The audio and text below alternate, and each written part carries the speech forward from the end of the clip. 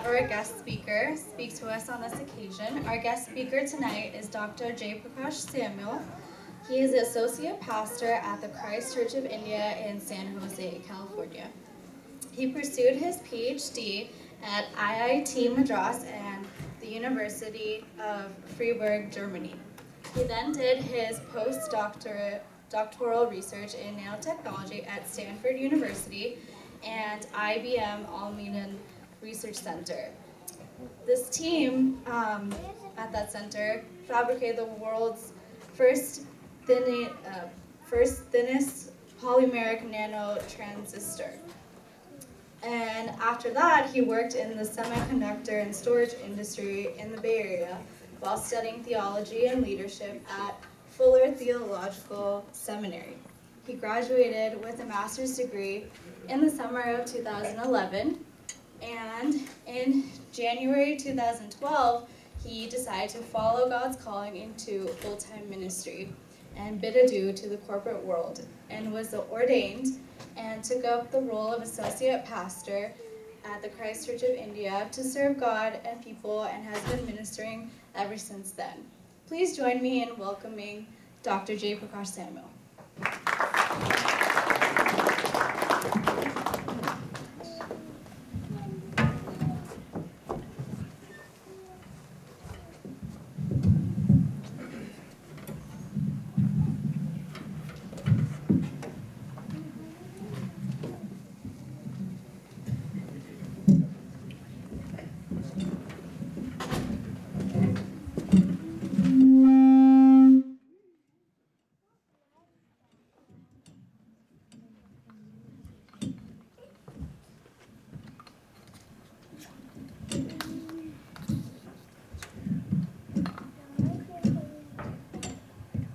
Thank you very much. I'm really excited to be with you all here this evening, and I bring greetings to you from our friends and families back in San Jose. It's been a fabulous evening so far, and congratulations on your very first Christmas celebration. Seeing all the performances here. You guys have superstars from Hollywood and Bollywood, right? So you're just going to rock this place, and I'm sure it's going to be an awesome church, and God is going to be thrilled and use you to be a blessing to people.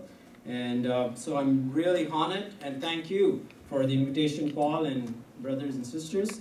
And I'd like to just spend a few moments this evening trying to capture the essence of the season. This is time to reflect on the season of the reason for the season. Our kids gave us some fantastic performances, and we had the skits and the carols. But before we see what the meaning is, we need to understand what is the season that we are living in. How is this one event that happened 2,000 years ago going to have any purpose for us today? So that's the first thing I'd like to embark on, and that's what I wanted to share with you this morning. Our world has changed significantly. This is an image that's probably very familiar to most of you.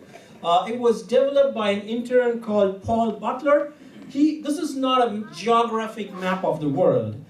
This is Facebook data where the dots are connecting people who are communicating with one another. And this is how our digital world looks like as of today, what it has been redefined to be. And we all know that in October 24th of this year, just a month and a half ago, Facebook reached 1 billion users. Every 1 out of 7 people in this world are wired and connected with one another. And the next slide we're seeing is a map of Flickr and Twitter, or the people who are using these all over the world. And once again, we see the digital footprint that these two internet iconic programs have left for us. 140 characters of Twitter messages, clusters of them, have toppled nations in the recent Arab uprising. No guns, no nukes, 140 characters of tweets. YouTube has been a phenomenon by itself. They say 4 billion users are viewing YouTube each day. And people are uploading close to 60 hours of video per minute. And in the year 2012 alone, YouTube had 1 trillion views, which is more than 140 views per person. The world has shrunk to the size of the keyboard in your laptops or your handheld devices. Times have changed. Times have changed. Let me give you a brief history of our world before we move on to see it. They say from time immemorial until the mid-1500s, we lived in what they call as the oral age. Storytelling was something that was at the center of people's lives. Grandparents told stories to kids and their children, and that's how people communicated with one another. Then in the year 1500, Johannes von Gutenberg invented the printing machine in Mainz, Germany. And that triggered literacy, which kick-started a series of industrial and technological revolutions, and you and me are holding devices today in our hands which are a result and a byproduct of what this brought about. And then in the 50s came the broadcast age with the explosion of TV and movies and newspaper. And McClure, he was one of the journalists in his early 30s and 40s, he was predicting that a time would come when you and me would be able to receive printed media in some form of a mail into our homes. He was predicting Amazon.com.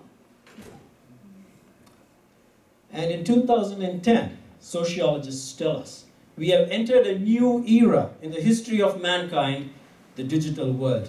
Ladies and gentlemen, welcome to the digital world. And several of us in this room have been part of creating this world, and most of us consume it every day in our lives. Our identities these days are not defined by our names or who we are. Our identities are defined by our Facebook profiles or our Twitter profiles or any of the other internet commodities. But behind all of this, they say a new religion has secretly emerged. And this religion, it is not Hinduism, it is not Islam, it is not Buddhism, it is not even Christianity. And they say this new religion, it's the religion of technology, where technology rules your lives. Sociologists tell us that most of us now only spend 3% of the time that we are awake in places of worship doing religious activities, whether you're a Hindu or a Muslim or a Scientologist or whoever you are. And the remaining 97% of our time is spent in this digital world, either creating it, participating with it, engaging it, or consuming it. Technology today has usurped the world of religion. And here in California, we are living in the epicenter of this technological revolution. And technology has pushed God into the margins of our lives. Technology has created split lives in each and every single one of us. We have a sacred zone that occupies a tiny dot or a speck, that's the 3%. And then we have the secular zone where we spend the entire amount of our lives. And we seldom cross between these two zones unless there is some crisis that hits us. You know, a couple of weeks ago, I received a phone call from a friend, and she said, I want you to come and pray for this neighbor of mine who is in an intensive care unit. So we rushed, and as I was walking down the path in the hallway, I was conjuring this image of a 70, 80-year-old person who's going to be in desperate need of prayer. But I entered the room, I was shocked to see this very young man, 10 to 15 years younger than I was, taller than me, well-built and handsome, and he was strapped from head to toe with wires. We don't go through those things daily in our lives, but it's only when something like that happens, even the God thought pops into our minds. But otherwise, we are happy living in our daily worlds. Life is a grind, and it just goes in the fast lane. And we have been successful by and large. in this world around us, in this digital world, which is why most of us are right here in this epicenter of this techno world. But you see, we have been very successful in conquering things that are outside, but there is something within us that we have failed to conquer. And that's the darkness, the dark side that you and me have and experience every day. The anger that's within us, the pride, the lust, the desire to control other human beings.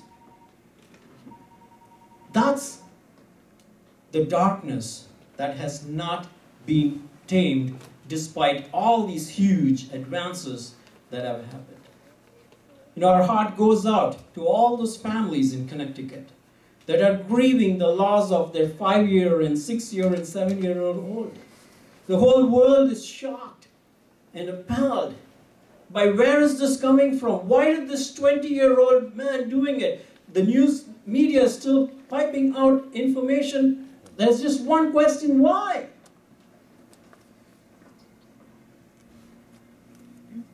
It's the same answer. It's evil. It is the same evil that is present in every single one of us, but in this particular case, left unrestrained, and he went berserk, and we could see it. And even when we look at this, we look at that evil, but we never think for a moment, oh, there is some aspect of that even in my own heart. And that is what the Bible defines as sin. Sin is this image of an archer. He is aiming for something, he is shooting it, and every time he tries to hit the mark, he misses it and it falls down. And God has this mark designed for us. He wants us to be people who are just like Him. And every time we try to be good, every time we try to do the right thing at the right time for the right person, we fail. And if we are honest, the thoughts that go through your mind when you are all by yourself, if they were to be played out in a digital screen, even you would be ashamed to watch that. That's the darkness that's within us. And it's not just the darkness that's within us that's this problem. And people have been longing to get over this darkness. There is a sacred poem in India. It's called the Taraka Mantra. It's taken from an Upanishad, and this is how it goes. It says, Asatoma Sat Gamaya, which translated from darkness, lead me to truth. Tamasoma Jyotir Gamaya, which means from darkness, lead me to light. Mritoma Amritam Gamaya, which means from death, lead me to eternal bliss. And Om Shanti, Shanti, Shanti, peace, peace, peace. This is a prayer of someone who is grieving and wanting this crossover from this life where this darkness is crushing you in. And he wants to see light, and he wants to get over this which we spoke about was sin. It's not just this darkness that's within us that's bothering us. There's darkness around us as well. They say more wars have been fought in this century alone than all the previous centuries put together. After the emergence of literacy and technological revolutions came successive revolutions in Europe, and each of those revolutions were followed by major world wars. The First World War killed 10 million people. The Second World War killed 60 million people. You see, you can kill more people with guns and army tanks than with bows and arrows. And currently a new breed of war called terrorism is killing people every day on all over the globe in the name of every language, every nation, and every race. Is there hope? Is there light at the end of the tunnel? Who's going to give us a rescue? Who is going to deliver us from this? Well, let's go to science. What about science? Science is awesome. It investigates the macroscopic world. It talks to you about global warming. It also investigates the microscopic, nanoscopic world. And I personally enjoy doing it myself. But it cannot answer questions about reality, because science can only answer questions about things that are observable, repeatable, and measurable. Life, questions about who am I, why am I here for, what is the purpose of my life, cannot be answered by science. Neither can it cure this darkness that I find within me or outside of me. They say science is about studying more and more of less and less. Well, what about philosophy? Well, philosophy appears to have it all figured out. At least when philosophers speak, 90% of which we can understand, we think, okay, this must be some really cool stuff. But they don't agree with one another either. Which philosophy are we going to follow? All right, let's go to religion. Now, I come from a country where 6 of the world's major religions came about. We are very, very religious people. And all of them say different things. All of them do not lead to the same conclusion. Some of them have contradictory claims about these basic questions. So how are we going to solve this problem? Where is there going to be light in the end of this? And this is where Christmas comes into play. God now sees this issue. He sees there is darkness within a man's heart. He sees this darkness is spread around, because when you put a bunch of people who have dark hearts, they just collectively create and replicate this darkness around them. So he did not choose to send a scientist or a philosopher. He did not give a solution that is scientific or technological. He chose to give a solution through the person of his Son, Jesus Christ. And when Jesus was born in this world, there was this disciple, his name was called John, and this is what he said. He says, light has come into the world. Wow. Light has come into this world.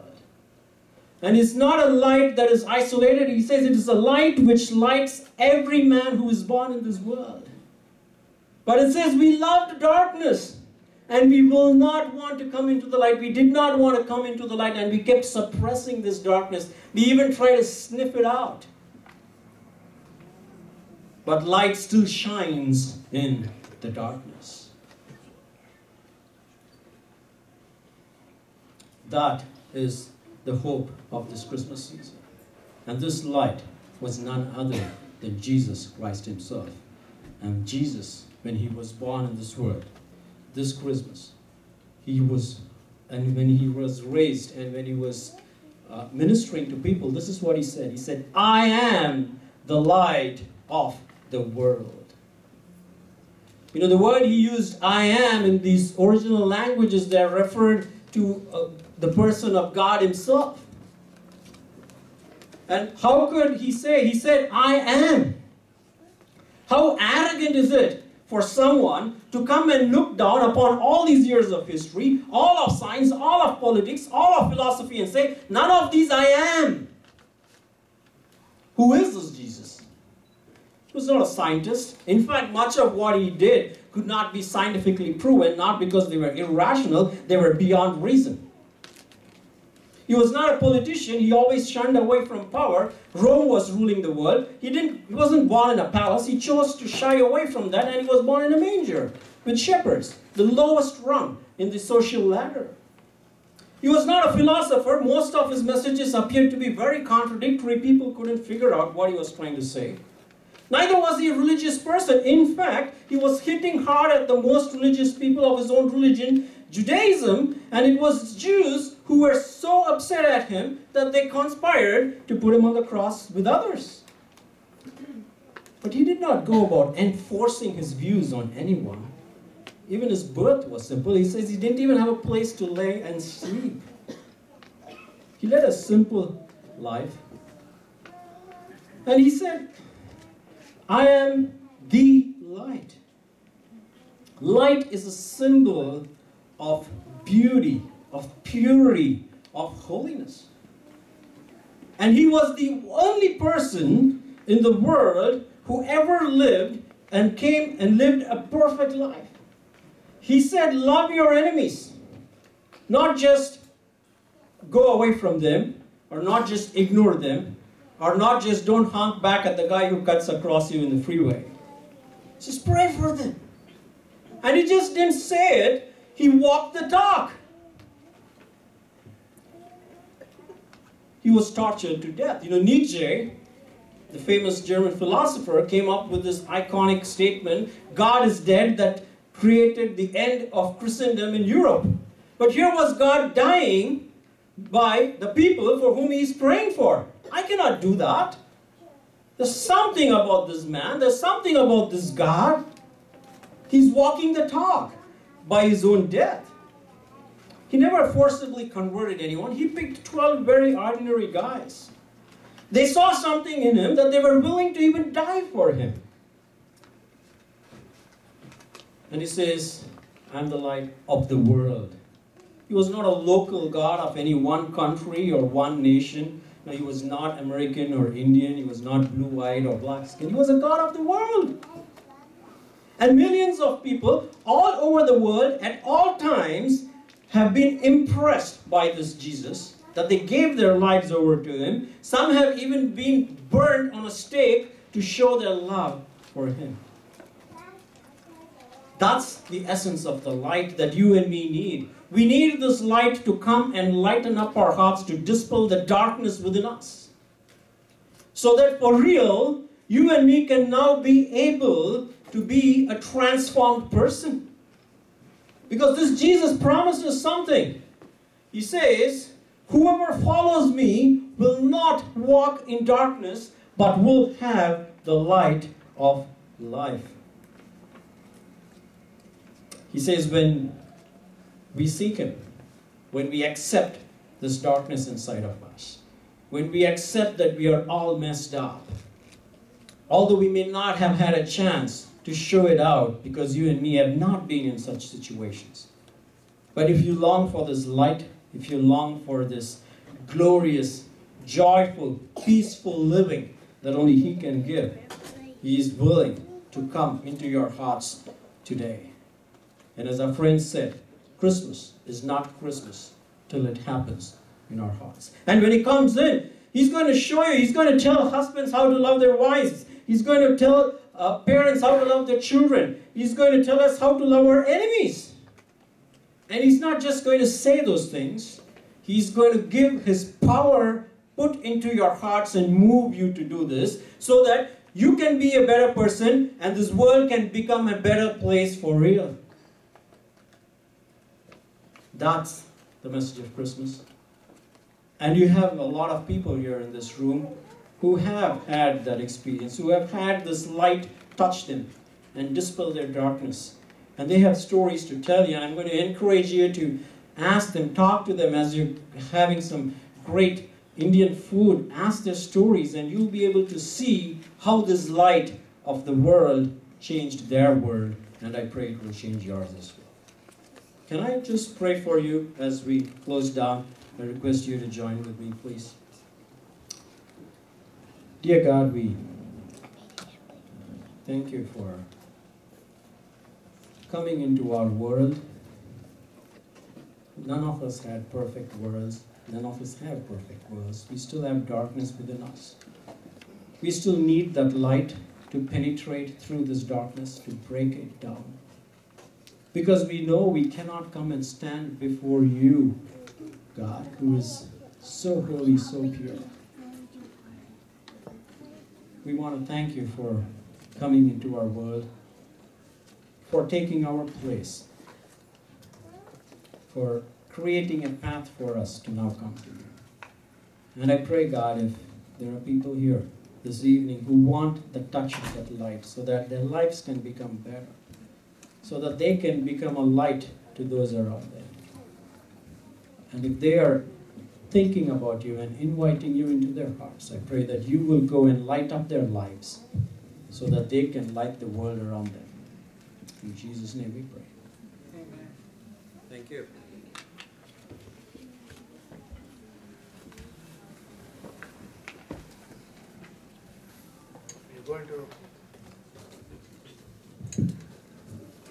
We're coming